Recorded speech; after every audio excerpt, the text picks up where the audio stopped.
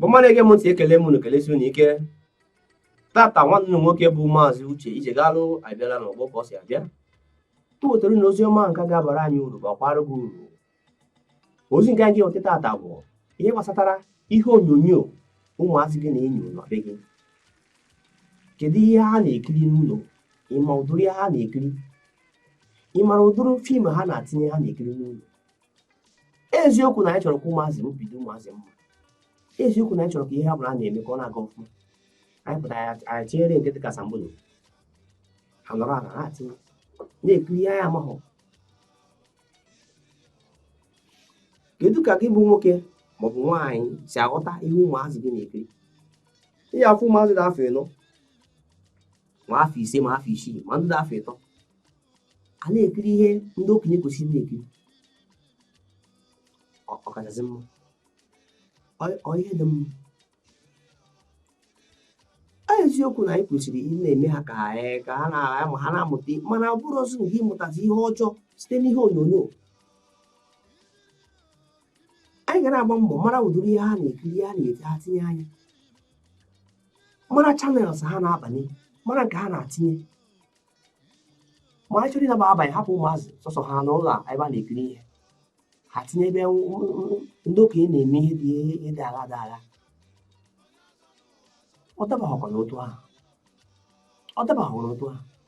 Maọbụ anyị pụta nwatakịrị dị afọ 10 ewere igwe ntị bụ nnukwu ego, ofu ewere otu narị wee goro igwe ntị wee nye nwatakịrị.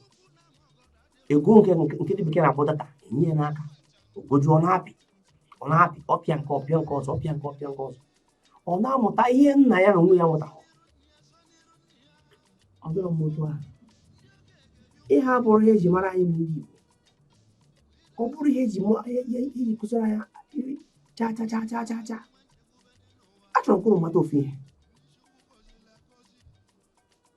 Onye ọbụla amụtaghị ihe n'aka nne nne ya, ebe ọ ga-amụta ya akwa n'ahụ. Maka anyị nwa nne na nna anyị kụziri anyị, amakwa na nne na nna gị kụziri gị.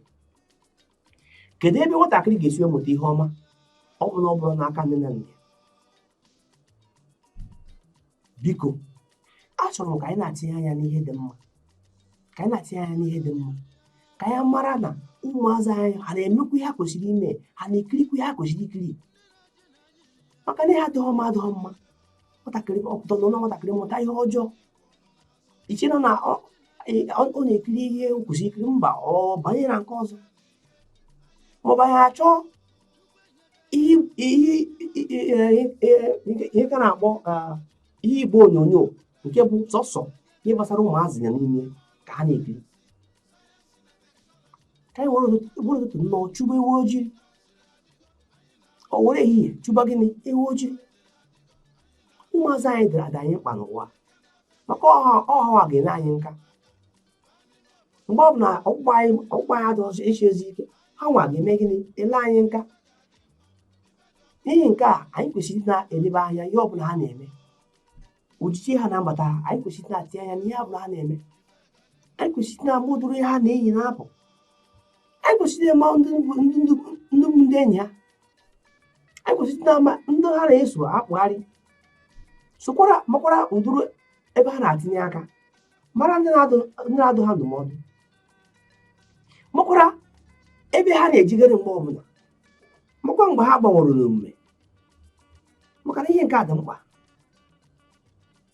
A sị na atụ ọrụ ọmara atụọrọ ofe ka eme gịnị? Ofe n'isi. Ụmụnne m na nne gị m ntị, biko ayọ ụmụ nyosi unu ike. Nwa anyị mụrụ bụ ụmụazị anyị mụrụ bụ anyị ezigbo mkpa.